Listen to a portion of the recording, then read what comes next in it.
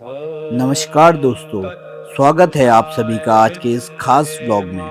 आज हम निकल रहे हैं एक दिव्य और रोमांचक सफर पर, उज्जैन महाकाल और ओमकारेश्वर ज्योतिर्लिंग की यात्रा पर। इस यात्रा में हम देखेंगे भक्ति, संस्कृति और प्रकृति का अद्भुत संगम।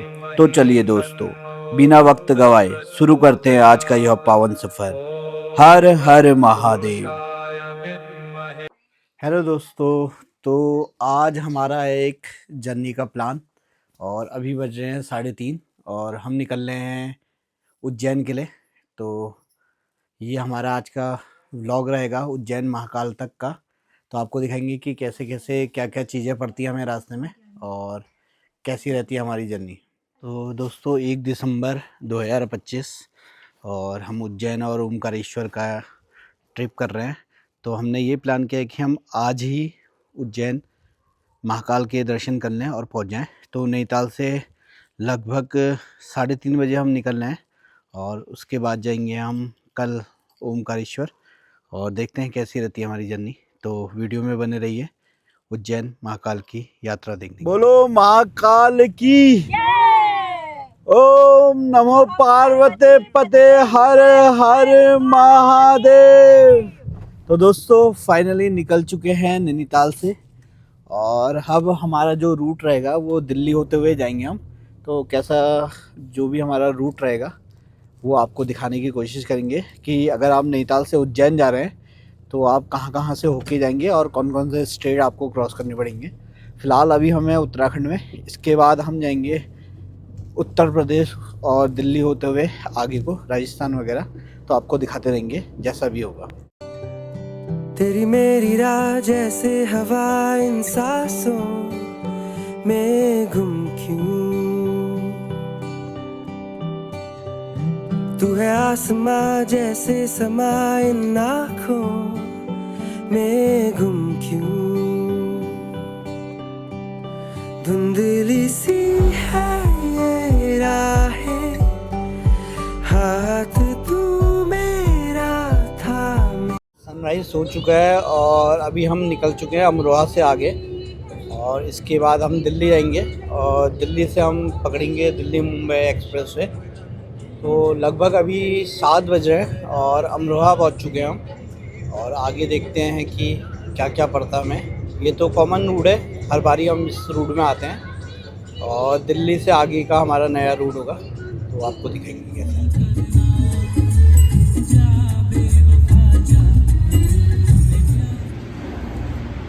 तो दोस्तों यहाँ का खाना बहुत टेस्टी है। अगर आप दिल्ली आ रहे हैं, मामा यादव का ये शिवा ढाबा है, तो जब भी आप आएँ एक बार यहाँ ट्राई करें, खाना बहुत अच्छा है।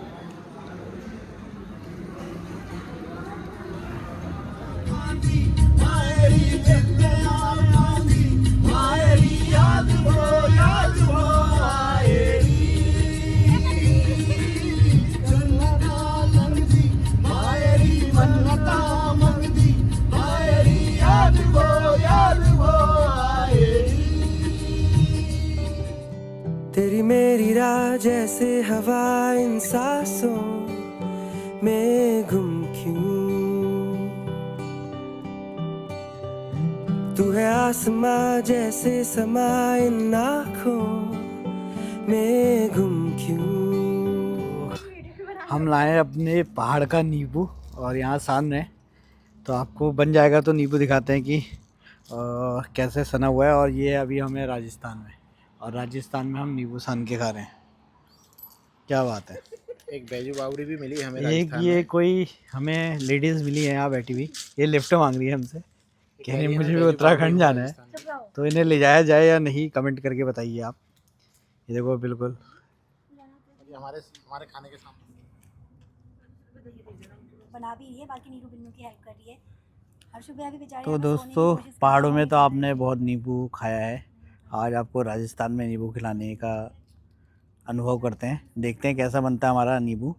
और हमने शिवा ढाबा से लिया है दही, जो कि बहुत टेस्टी है, और देखते हैं कि कैसा बनता है। और मेहनत 2 लड़कियां कर रही हैं और ये दोनों कुंवारी हैं और इनको शादी के लिए वर की तलाश है। तो अगर कोई इच्छुक हो तो मुझे कमेंट कर सकते हैं डायरेक्ट। तो इस लड़की के लिए तो बहुत ज़्यादा नीड है और आप बताइएगा अगर आपको पसंद है ये तो आप डायरेक्ट मैसेज कर सकते हैं, बट शर्त यह है कि लड़का पंडित होना चाहिए, क्योंकि ये पंडित है, तो आप देख लीजिए।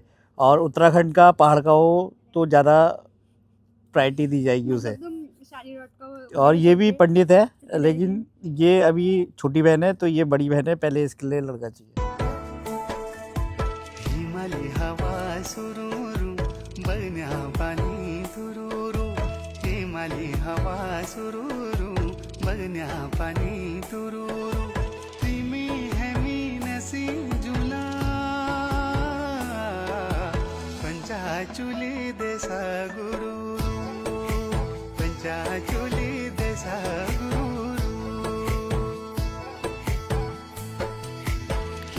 फाइनली बन चुका है हमारा नींबू का सन्ना, और ये सब खा रहे हैं।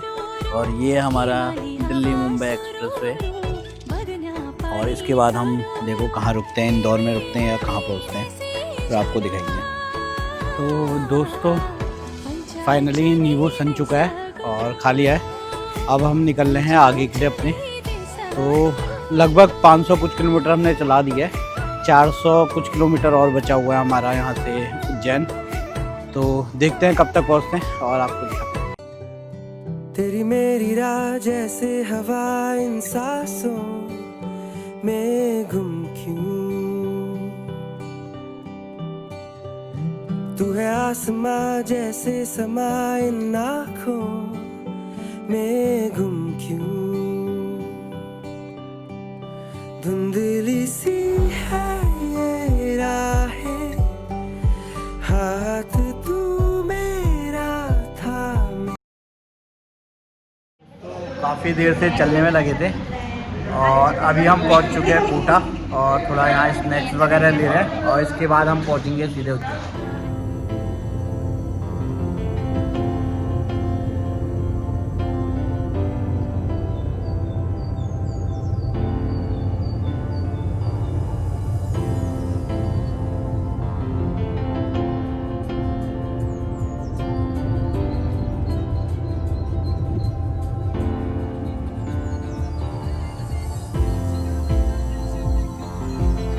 तो दोस्तों फाइनली पहुंच चुके हैं हम उज्जैन, और 4 किलोमीटर है महाकालेश्वर मंदिर।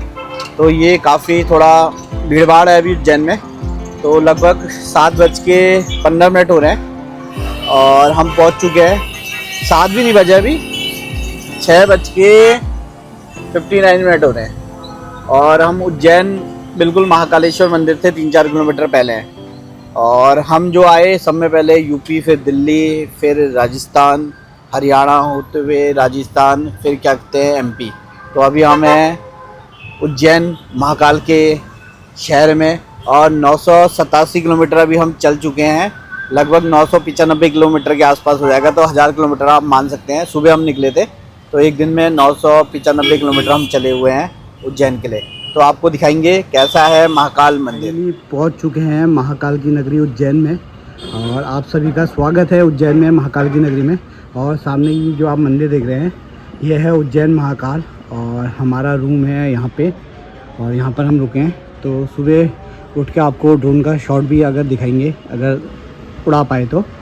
और अभी हम जा रहे हैं मंदिर के दर्शन करने, और फिर उसके बाद हम करेंगे उज्जैन कॉरिडोर जो है महाकाल कॉरिडोर, उसके दर्शन। और सुबह हम मॉर्निंग आएंगे काल भैरव, और जो सिद्धि माता मंदिर है और अदर मंदिर है, तो वो भी आपको दिखाने की कोशिश करेंगे। ये है उज्जैन महाकाल की नगरी, और ये है उज्जैन महाकाल कॉरिडोर। और अभी हम जा रहे हैं मंदिर की ओर, तो आपको दिखाते हैं। जहाँ तक मोबाइल अलाउड होता है वहाँ तक आपको दिखाएंगे, फिर शायद मोबाइल जमा करना पड़े। और ये हमारे महाकाल।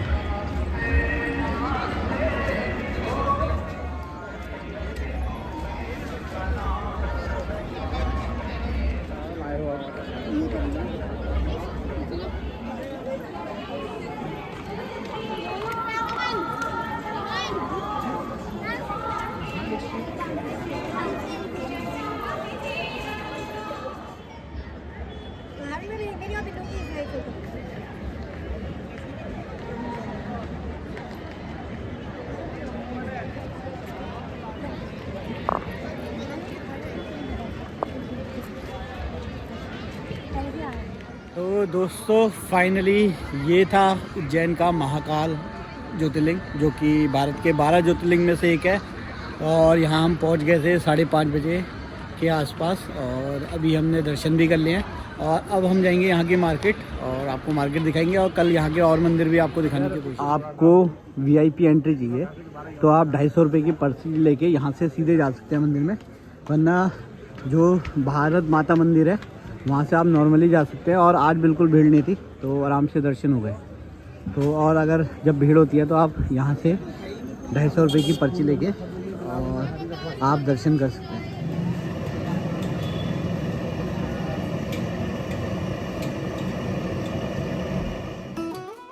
दोस्तों आज मैं आपको लेकर चल रहा हूँ इतिहास के उस सफ़र पर जो जुड़ा है भगवान शिव के सबसे शक्तिशाली रूप महाकालेश्वर से।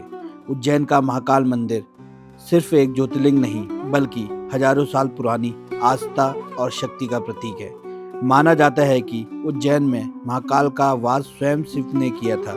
पुराणों के अनुसार यहाँ चंदन सेन नाम के राक्षस ने उज्जैन के लोगों को परेशान किया। तब भक्तों की पुकार सुनकर भगवान शिव ने महाकाल रूप धारण किया और उसका वध किया। उसी स्थान पर शिवलिंग प्रकट हुआ जिसे स्वयंभू माना जाता है। महाभारत और पौराणिक ग्रंथों में भी उज्जैनी नगरी का जिक्र की मिलता है। यह प्राचीन समय में अवंतिका कहलाती थी और भारत के 4 पवित्र नगरों में से एक थी। महाकालेश्वर ज्योतिर्लिंग की खास बात यह है कि बाकी ज्योतिर्लिंग की तरह यह ऊपर की ओर नहीं बल्कि नीचे की ओर स्थित है, जिसे दक्षिणमुखी शिवलिंग कहा जाता है। यह विरला रूप में भारत में सिर्फ यही है। दोस्तों उज्जैन मंदिर का इतिहास सिर्फ कहानियों में नहीं बल्कि हर पत्थर, हर गलियारे और हर धड़कते हर हर महादेव के जयकारे में जीवित है। यही वजह है कि इसे केवल मंदिर नहीं बल्कि आध्यात्मिक शक्ति का केंद्र माना जाता है। हर हर महादेव। तो दोस्तों अगर आपको मंदिर घूमने हैं उज्जैन में जो शहर से बाहर है, जैसे काल भैरव और अदर मंदिर, तो उसके लिए आप रिक्शा करा सकते हैं 100 रुपये पर सवारी में, या 500 रुपये में पूरा बुक करवा सकते हैं और उसके बाद सारे मंदिर घूम सकते हैं। ये पहला मंदिर है गढ़काली का, इसके बगल में ही है गणेश जी का मंदिर। तो आपको दोनों मंदिरों के दर्शन करवाते हैं कि कैसा है ये मंदिर।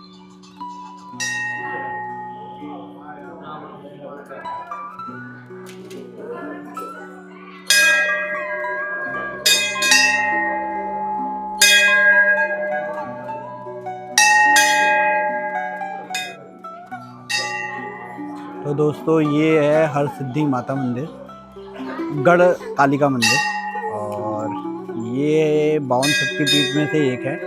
तो जब आप आउटर उज्जैन के मंदिर घूमते हैं तो ये फर्स्ट टेम्पल आपको पड़ता है, आपको जो घुमाते हैं। तो इसके बाद हम जाएंगे गणेश जी के मंदिर, वो आपको दिखाते हैं।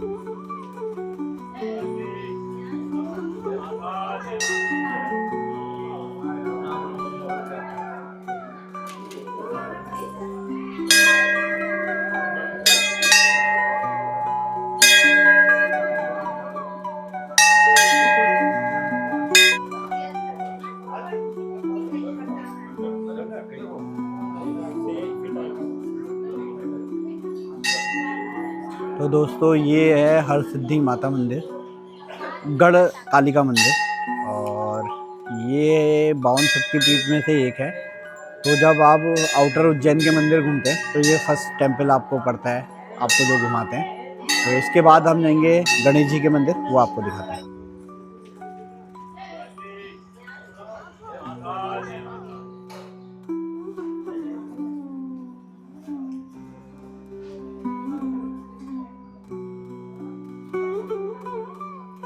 ये है स्थिर मन गणेश। कहते हैं कि राम भगवान ने अपने हाथों से इस मंदिर को बनाया था। और ये सेकंड मंदिर है हमारा जो हम आउटर उज्जैन में घूम रहे हैं। तो और आपको आगे के काल भैरव वगैरह दिखाते हैं। तो दोस्तों अभी हम जा रहे हैं काल भैरव को, और काल भैरव के दर्शन करेंगे अंदर। और अब जो यहाँ दारू वाला प्रसाद था वो बंद हो चुका है, और आप नॉर्मल प्रसाद चढ़ाते हैं। ये नज़र बट्टू है, ये चढ़ता है और फिर घर के लिए मिलता है। तो जब भी आप काल भैरव आए तो ये प्रसाद ले सकते हैं।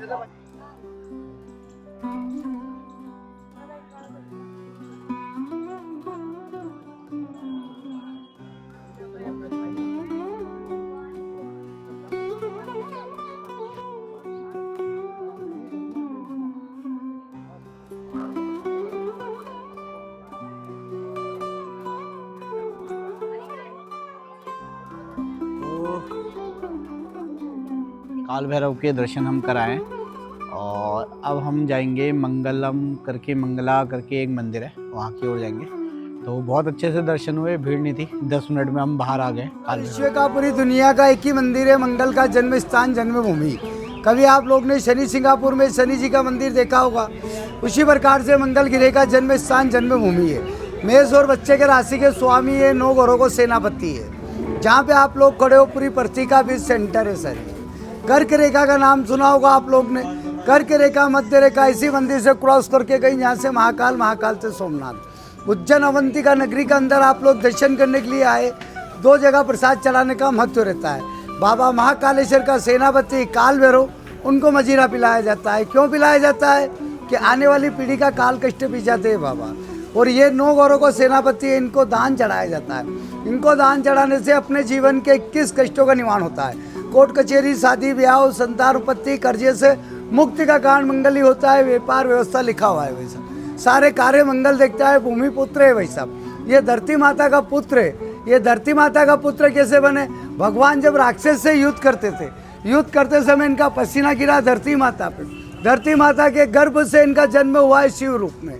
हर मंदिर में जाते हैं अपन, शिव की सवारी क्या देखते हैं? ये विश्व का एक पहला मंदिर है जो नंदी भगवान की जगह आपको भेड़ भगवान दिखेगा। भेड़ यानी मेंढा जो राजस्थान पाया जाता है। इसका कारण है कि अपने हिंदू धर्म में कितनी राशि रहती है? 12। उसमें 2 राशि इनको सौंपी गई है।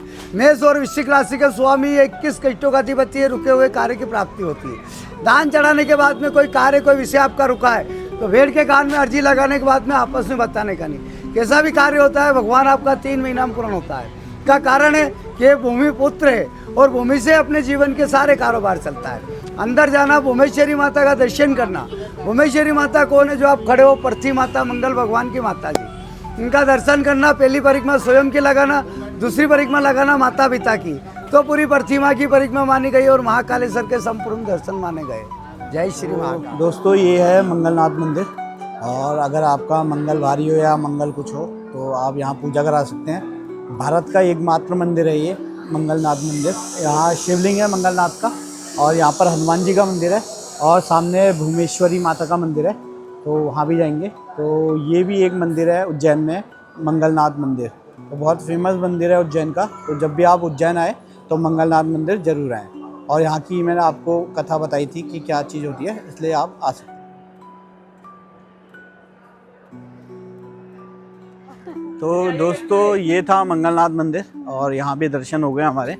अब हम आगे की ओर जाएंगे और आपको दिखाएंगे और कौन से मंदिर हैं यहाँ। फिलहाल एक मंदिर और जाना है हमने, फिर हम जाएंगे ओमकारेश्वर मंदिर की ओर। दोस्तों अभी हम आए हैं संदीपनी आश्रम में। ये उज्जैन में ही है, राधा कृष्ण का यहाँ मंदिर है, तो आपको दिखाते हैं संदीपनी आश्रम। तो दोस्तों ये वही स्थान है, यहाँ श्री कृष्ण, बलराम और सुदामा ने विद्या ग्रहण की थी, तो वही स्थान है। तो ये है संदीपनी आश्रम।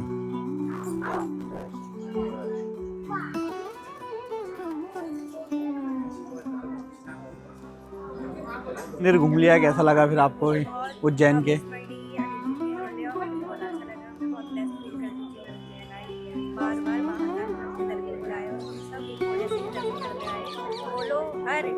महादेव।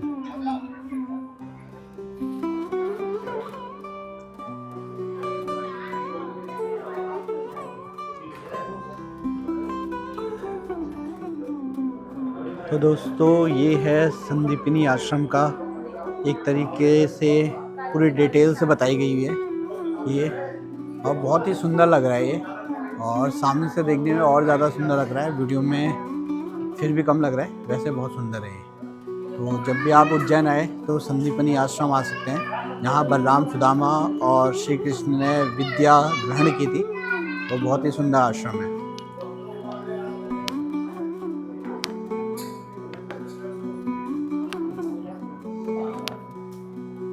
मंदिर घूम के आ चुके हैं और अब हम करने आए हैं खाना खाने, और इसके बाद जाएंगे हम ओमकारेश्वर मंदिर के लिए। तो आपको दिखाते हैं, ये है श्री राधा माधव रेस्टोरेंट, और ये फेमस खाना है उज्जैन का, तो जब भी आप आएँ। ये है राधा माधव रेस्टोरेंट, और ये फेमस खाना है यहाँ का उज्जैन का।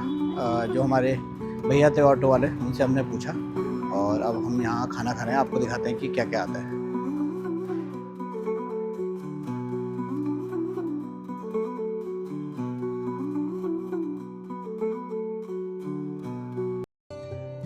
तेरी मेरी राह जैसे हवा इन सांसों में गुम क्यों, तू है आसमां जैसे समा इन आँखों में गुम क्यों, धुंधली सी है ये राहें, हाथ तू मेरा थामे, तेरी मेरी राह जैसे हवा इन सांसों में गुम क्यों, तू है आसमां जैसे समा इन आँखों में गुम क्यों,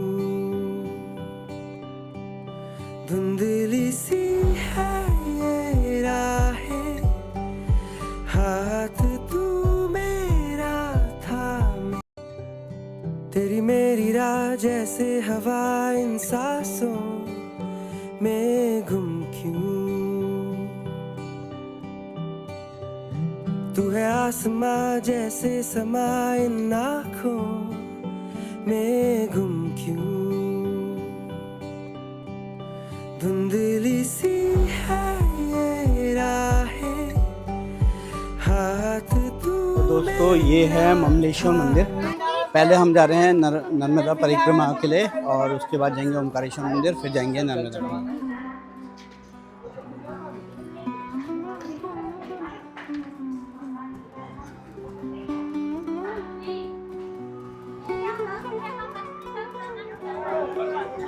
तो दोस्तों सामने है ओमकारेश्वर मंदिर और ये है पवित्र नदी नर्मदा, और अभी हम जा रहे हैं बोटिंग पे, आपको दिखाएंगे कि कहाँ कहाँ हम जाते हैं बोट से। तो दोस्तों फाइनली हम जा रहे हैं बोट में नर्मदा की परिक्रमा करने।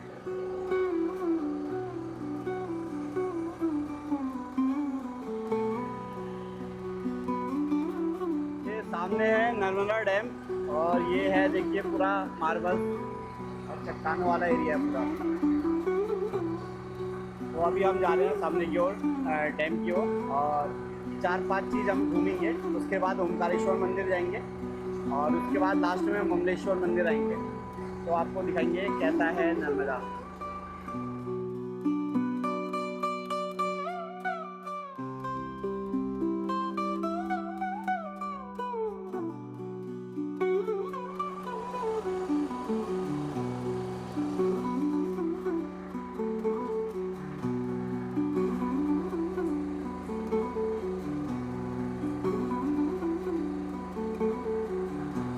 नाम आती है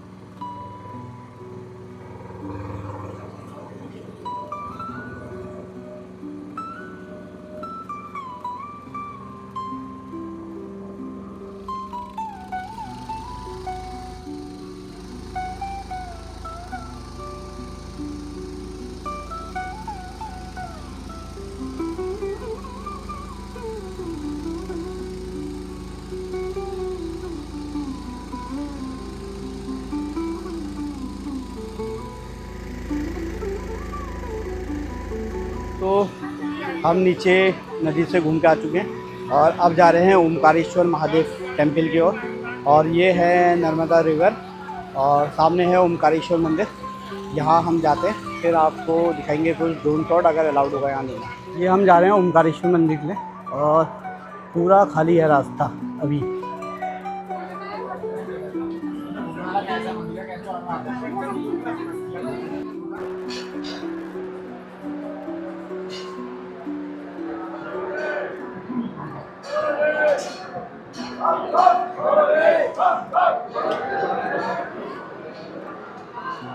हर हर महादेव।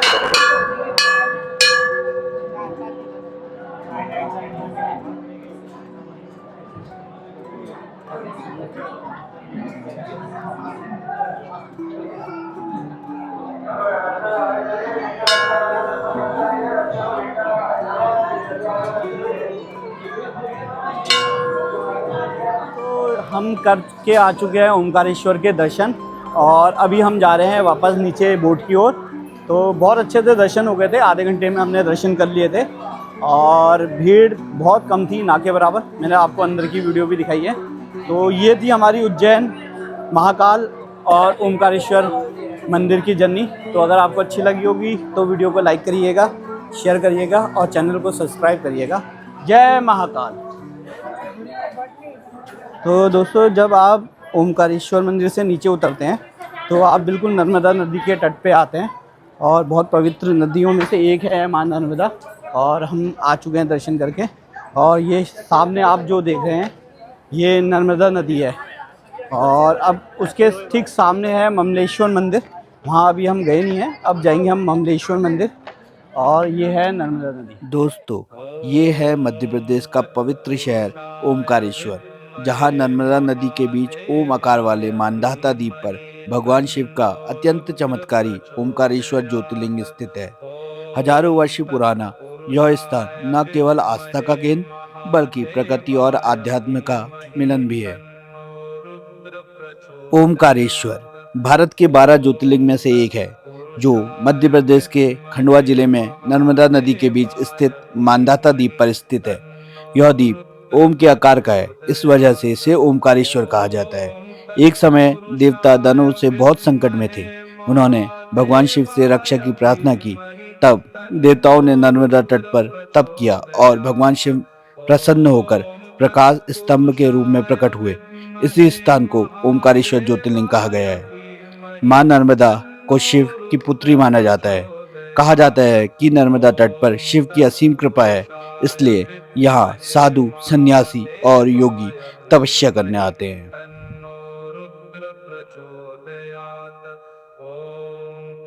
पुरुषाय विद्महे महादेवाय धीमहि तन्नो रुद्र प्रचोदयात्। ओम तत्पुरुषाय विद्महे महादेवाय धीमहि तन्नो रुद्र प्रचोदयात्। ओम तत्पुरुषाय विद्महे महादेवाय धीमहि तन्नो रुद्र प्रचोदयात्। ओम तत्पुरुषाय विद्महे महादेवाय धीमहि तन्नो रुद्र प्रचोदयात्। तो दोस्तों, ये है ममलेश्वर मंदिर और अब हम जा रहे हैं ममलेश्वर मंदिर की ओर अंदर। तो ये है प्रवेश मार्ग ममलेश्वर मंदिर का और बहुत सुंदर मंदिर है ममलेश्वर मंदिर भी। तो आपको दिखाते हैं ममलेश्वर मंदिर।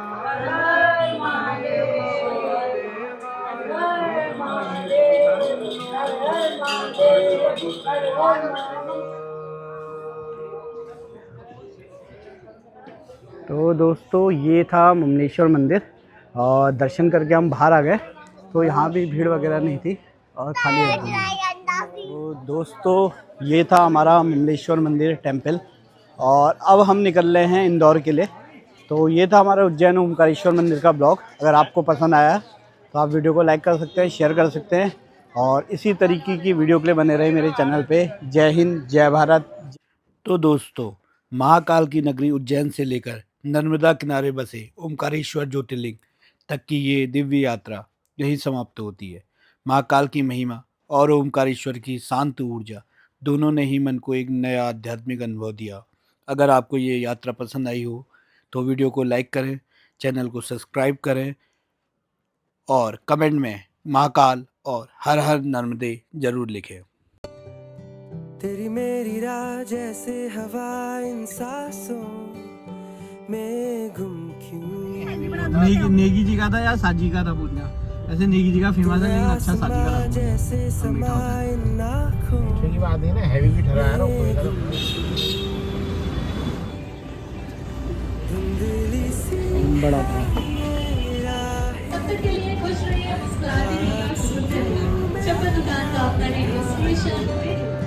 तेरी मेरी राह जैसे हवा इन सांसों में गुम क्यों।